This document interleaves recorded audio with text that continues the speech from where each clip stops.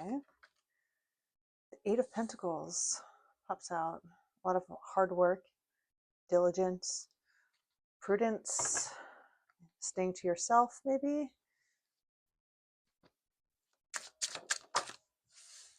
We have Temperance popping out, a lot of patience involved, a lot of control over yourself.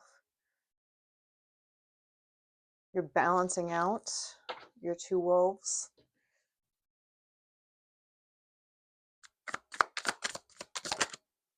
You have the Four of Cups popping out. You are a little, I don't know if listful is the right word, wishful. You have the Star. Another balancing card.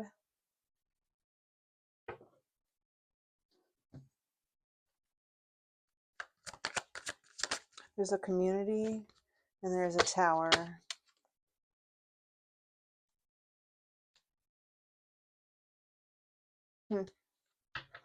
You're looking at a community. I'm getting where you work. This is a workplace community. You are working really hard and you are gaining notoriety with the Star here. The Star lights the way, you know, they shine automatically, almost effortlessly. And there's a lot of patience and moderation and, you know, putting your head down and doing good work that you've done to get to this star. Fame doesn't happen overnight. I think that's what they say.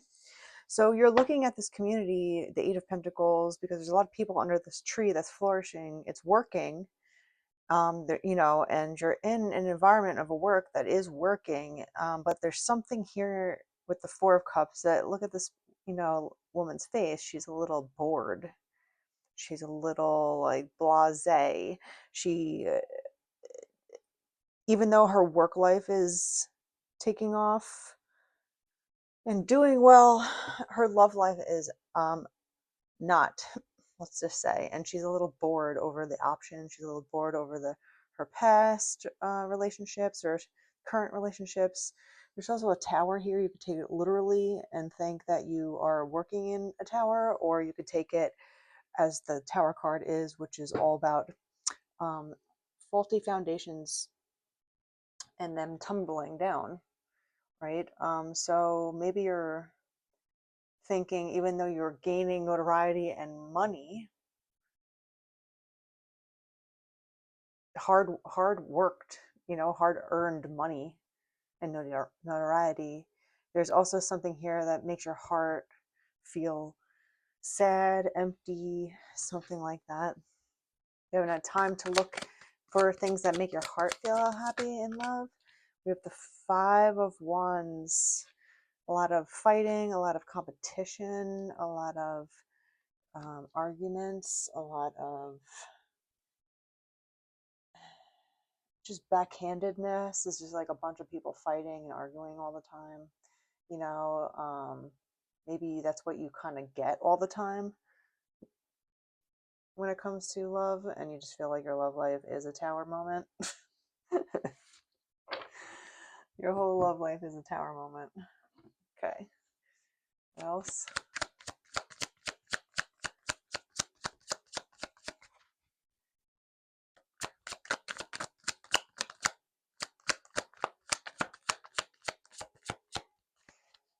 Maybe you're looking for love in all the wrong places. Isn't there a song like that? I feel like it's like a country song. There's jealousy, talking behind people's backs, being envious and petty, seeking attention. There might be a lot of jealousy regarding you when it comes to the Star card here. Like you're gaining notoriety, you're gaining attention, you're actually succeeding in what you've been working hard for. This is a hardworking person, but now you're finally getting the fruits of your labor, right? It takes like 10 years for an apple tree to bear fruit, you know. So you're at the stage where you're just about to bear some fruit, you know, like you're getting places, like you're leveling up, you're getting the fruits of your labor. And there's a lot of people that are jealous over that. They're usually low level people. And I'm not saying that to diminish or demean anyone, but the way that they think and act and treat the world is low level. It doesn't matter whatever excuse someone has. We all have gone through atrocities in life, and it's not an excuse to be a low level person, to treat people maliciously. You know, um, we've all gone through some sort of trauma for a human being on this earth right now. Um, so people that are usually jealous, they're jealous, um, or envious is probably the better word, because jealousy involves someone, a third party in a situation that takes something away from you, or you're afraid that someone's going to take it away from you. Envy is looking at someone and being like, I want to be like that one day. That's really amazing and respectful. I like that. you know and you could be envious of that and be like, damn, I wish I looked like that, or damn, I wish I had that much money, or damn, I wish I was born into the right family. Whatever it is. So it's just stuff like that, where there's people that are, they always, this is the thing too, there's like a quote that says, someone that's doing better than you is never going to look down on you. They're never going to compete with you. They're never going to be petty with you. They're not going to be envious or talking behind your back or creating these dramas to take the attention away from you. It's very childish behavior because they're too busy leveling up and succeeding. Someone that's below what you're doing, they're going to look at you and say all the explanations that they can come up. They rationalize how you became successful. They rationalize how easy your life is. They rationalize whatever they want to think. It's not really about you. It's about how they want to soothe themselves somehow over feeling like they don't have what you have. And it's just a type of thought process that is tricky. It's devilsome because it's addictive, and you pass off your responsibility in whatever it is that like, you should investigate when you're jealous of somebody, or if you're envious, you should really investigate why. Not And not direct your attention on the person themselves, like, because you never really know what a person is like. You never really know what the person's life is like, and you most of the time, if we all threw our problems into a heaping pile of fire in the middle of a room together, we'd all take our problems back. We don't want someone else's problems. It's like the devil. So it's just like the grass is always greener, and people always think life is easier with people that are succeeding. They have no idea sleepless nights for decades that someone has, done without saying or showing anyone. Like, people don't think about all the things that are not shown on social media, especially. It's like we treat social media like a diary. It's a little weird because you're forcing your image, you're forcing your brand, you're creating this falsified version of yourself. Maybe it's optimistic. We all have like optimistic traits, and we all want to be seen a certain way, and that's human. But it gets to a point where it's like there's contradictory actions and thought processes happening with a lot of these social media people. They, like, they're, the authority of nothing. They think they might be like, I don't know, I'm just getting like, you don't know what you don't know. And I'm going off a huge tangent with the jealousy thing, but it's like something to be said here. There's a lot of fighting and being envious around your back. um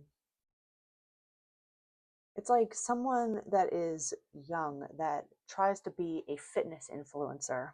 It's like, no shit, you're young. You haven't gone through like a divorce. You haven't lost all your money. You haven't gone through any sicknesses. You haven't been fired from jobs or walked out of jobs or been treated, you haven't had life kick you in the gut a few times yet. So, like, also, if I'm going to take fitness advice from anyone, it's going to be someone that's older, that's in really great shape, because they went through things. They went through the storms of life and still look like that. Okay. It's easy to be young and fit. Like, we've all been there, like, and we don't even know how much to cherish that, because, we all get broken, when we get older, like, our bodies hurt. We have injuries and all this stuff, and we take it, you know, We think like we're always going to feel like that, and it's not the case. So it's just like taking advice from someone that doesn't even know how life is going to, like, they have no right to give advice kind of people. 10:10 on the clock. Like, I don't know, it's just giving me something like it's very petty and immature, because a mature person would see the hypocrisy of what someone's doing. Someone that boasts about being independent, and not needing no man and all this stuff. It's like, yes, it's good to be secure in yourself and respect yourself and control your surroundings. Absolutely. But if you are so secure in yourself and you're so grounded with just your solitude, and you don't need anybody around you to be happy, why are you posting it on social media for thousands of people to see? Why do you need that if you're so secure already? Like, you need outside validation for being secure with yourself. So there's like the hypocrisy again of the immaturity that people get, and there's jealousy with that. That's all I'm saying. It goes hand in hand. Usually stupid people are jealous. We've all been there. We've all been jealous, but like, you're supposed to grow out of it after you're like 16. Some people kind of just stay like that until their 30s. It's kind of weird. Also, it's a little psychotic, because usually when there's jealousy involved, they love to hate you and hate to love you. So they will copy you. They'll copy everything about you. They'll copy how you look, how you talk, your demeanor. They'll actually copy what you wear, down to a T. Like, it's like putting on a costume of you. But then at the same time, they're jealous of you and they hate you at the same time. It's a little strange, a little psychotic. So I don't know. I feel like, I guess I had to say that. It's been a really long tangent of that. Together, finding joy in the simple pleasures of being together.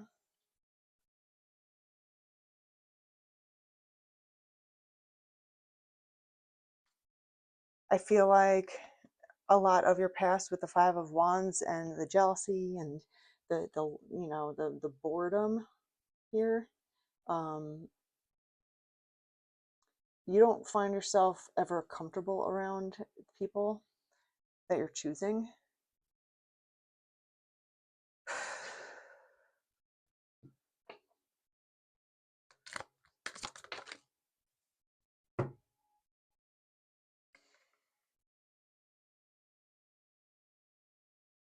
I will be glad and rejoice in your unfailing love, for you have seen my troubles, and you care about the anguish of my soul.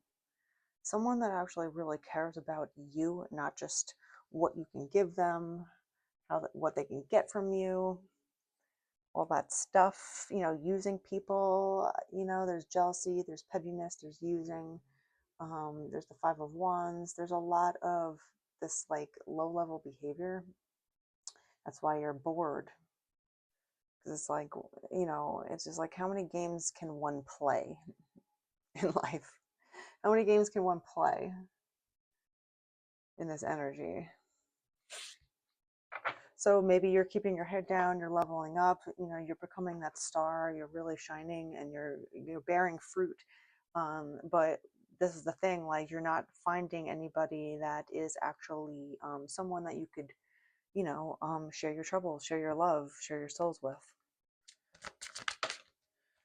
Lotus jewel, underneath your feathered exterior lies a radiant diamond, glimmering with truth, with beauty, and with wisdom.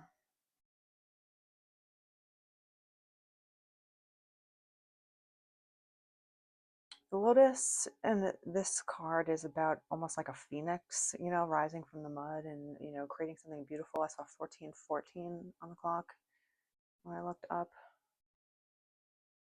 So on one hand, you're rising a lot, right? We have the star and the lotus jewel. But around you, there's a lot of jealousy and like these weird petty behaviors. And that's what's making you feel so bored of where you are, even though you are succeeding. That's the thing. So let's find out a little bit more here, just to clarify.